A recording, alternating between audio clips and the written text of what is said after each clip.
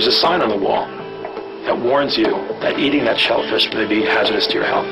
If you go to San Francisco Bay and you sit on a dock, there'll be a sign on a piling at the pier warning you that if you take a fish out of San Francisco Bay and eat it, it may be hazardous to your health. There's a standing rule for every river and stream in the state of New York that if you eat more than one meal of fish per week, it could be hazardous to your health. The damage has gone so far that the very food that we could rely on out of those waterways is really too hazardous for us to eat. The foundation of civilization, which is our rivers and waterways, is starting to crumble, and the society that's built on top of it is declining along with it. Pollution is on the rise. We are over-consuming water. We are not at the doorstep of a crisis. We are in a crisis. And if we don't take action immediately, the crisis will reach a point where we cannot recover from it. We can save millions of lives had we the sensor technology to let us know as an early warning system what's in water. What you're saying is getting to the kernel of one of my pet peeves, that just because we can measure stuff, we can control everything.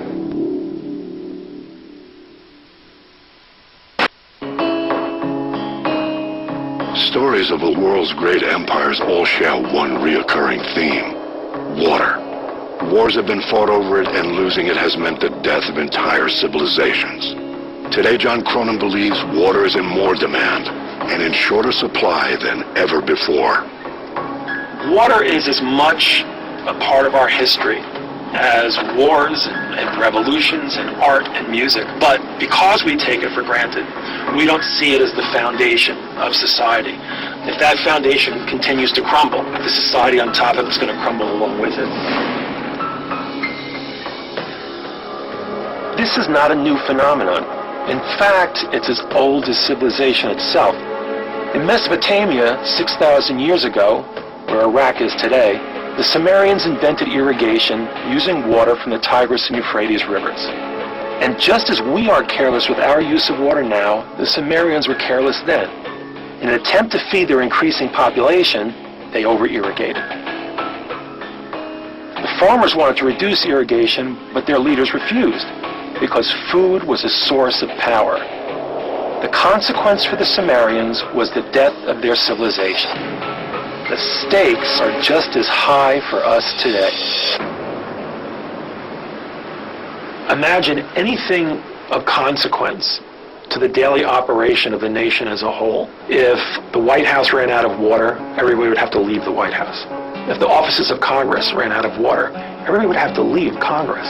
When the lights go out, you can sit at your desk. You run out of water, you pretty much have to leave. There's nothing for you to do. You can't use toilets, you have nothing to drink.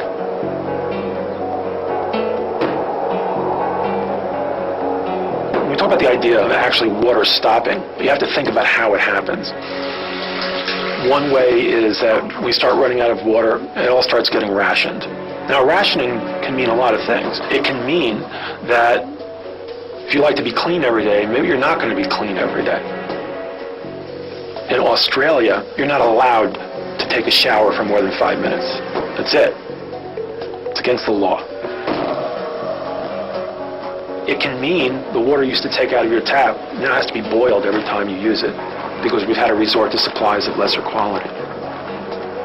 When you start reaching the point where your supply has declined so much that your everyday life gets rationed, that's a downward spiral, because our population's increasing. If you go now to other parts of the world, you go to Singapore. Singapore is the canary in the mine for the rest of the world. Singapore's entire future now is based on recycling its sewage waste into drinking water. And you know who else is thinking about this right now? Australia, California, Arizona are thinking about the dramatic cultural change it's going to require to get their citizens to accept the idea that we may have to start recycling sewage waste for drinking water. In 2007, the U.S. Geological Survey projected that at least 36 states would face water shortages within 5 years. That means some of these states are already facing challenges. Cronin, however, is worried not just about the quantity of the water, but the quality. 19.5 million residents of the United States get sick from bacteria, viruses, and parasites every year. It comes from pollution of drinking water with human wastes. This is frightening in the 21st century because it's one of the oldest problems civilization deals with, keeping human waste separate from the water that we drink. Had a flu caused those kind of consequences, every medical expert and authority in the country would be put on alert because of it. And if we do not stop that pollution, we are facing rates of illnesses that are going to increase, and the equivalent of a pandemic. The waste dumped by sewage treatment plants into our oceans and rivers not only can contaminate drinking water with bacteria and viruses, but also with chemicals from the beverages we drink and the medicines we take.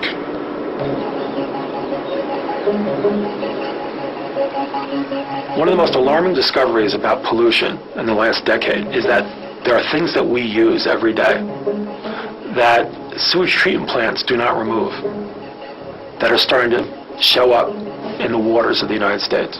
So we're starting to find caffeine in fish. The coffee flows through us. It goes down our toilets. It goes to the sewage treatment plant, which is not equipped to remove caffeine. The caffeine flows out the sewage treatment plant and into the nearby river. The caffeine goes into the fish. Maybe caffeine doesn't turn out to be a problem, but maybe other things do. Those plants were not designed to remove exotic chemicals, pharmaceuticals, prescription drugs that we take, or take a flu, or some sort of virus that starts transporting itself throughout water supplies of the United States, and we wake up one day literally with an epidemic. Cronin makes a strong case for freshwater being the foundation of our society. He feels we need technological innovation allowing us to measure precisely what is in our water at any given moment. So we start meeting needs, and I'll give you an example. I can go on any cell phone, and I can tell you the UV index and relative humidity in almost real time of any location on the planet. There's nobody who can tell you in real time what's in the glass of water you're drinking. We can save millions of lives had we the sensor technology to let us know as an early warning system what's in water. You know, how do you even create that world? What you're saying is getting to the kernel of one of my pet peeves, that just because we can measure stuff, we can control everything. Exactly. It's incredibly grandiose and foolish. What I'm seeing in our culture these days is what I call a disease of too much magic. And I think it's perhaps a very fortunate thing that the human race is facing what I would call maybe a reset of its activity, not necessarily a collapse, but let's call it a reset.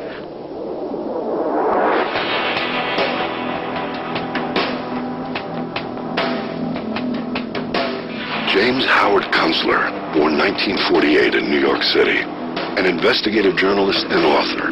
His specialty since the 1970s has been the oil industry. Kunstler has lived through an oil embargo enforced by foreign suppliers. Now, he is convinced the planet will soon impose a greater one that will likely lead to the collapse of society as we know it. When I was a young reporter, starting out in the early 70s, I covered the OPEC oil embargo of 1973, and it made a huge impression on me. You started to see lines form at the gas stations. People were unable to get to work. You know, I have this vivid memory of somehow I managed to get a full tank of gas, and I wanted to drive down to New York City to see a girl. And I drove down to New York State Thruway, and I was the only car on the thruway for about 150 miles, and it was like the day the earth stood still. It made a big impression on me to see how fragile the everyday world that we'd gotten accustomed to really was. That was 40 years ago. I think that the energy crunch of the 21st century is going to be much different, much harsher, have permanent repercussions that are going to thunder through the lives of generations to come. We're heading into uncharted territory of civilization. I think the people of the United States a generation from now are going to be astounded at how we squandered the wealth of the 20th century. I think the people of the future are going to look back on us in wonder and nausea at what we've done. They're going to be left holding the bag, and it's going to be a very empty bag.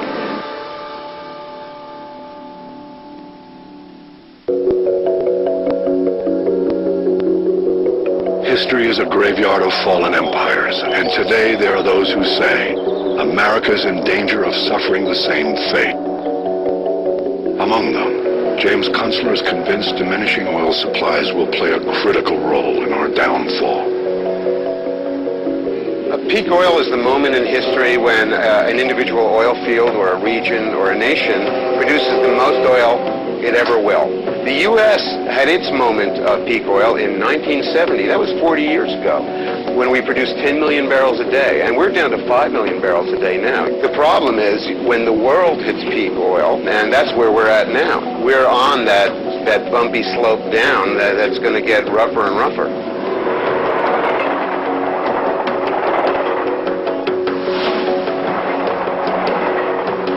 The oil story really starts around 1860. In the USA, we are the first nation that ramps up multi-layered, comprehensive oil industry. And it's been normal for many generations of Americans now, so it's hard for us to imagine us not having oil. But in fact, peak oil happened in America in 1970.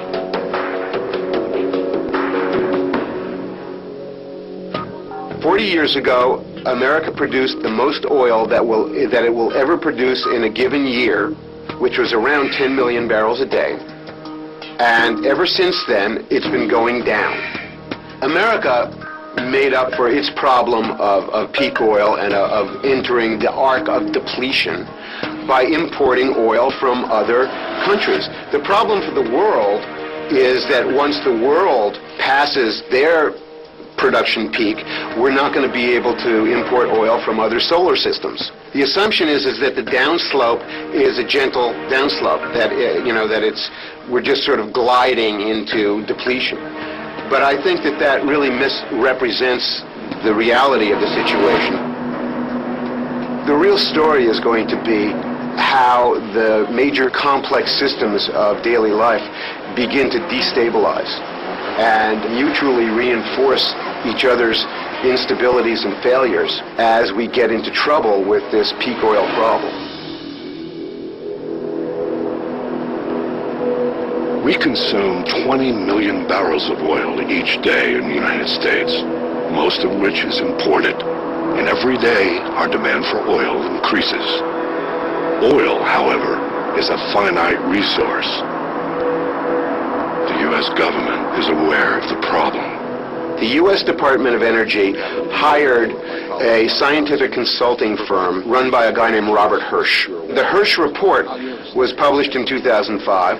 Hirsch reported that we were indeed facing a peak oil predicament that was going to rock our world, that was going to change all the terms of everyday life in advanced societies and deprive us of many of the comforts, conveniences, amenities, and necessities that we had come to take for granted. The Hirsch report was buried by the Department of Energy because they saw no way that the American public could deal with the idea that this way of life might be threatened. The Hirsch report was really rather bad news. It was telling the USA that we were facing an imminent crisis.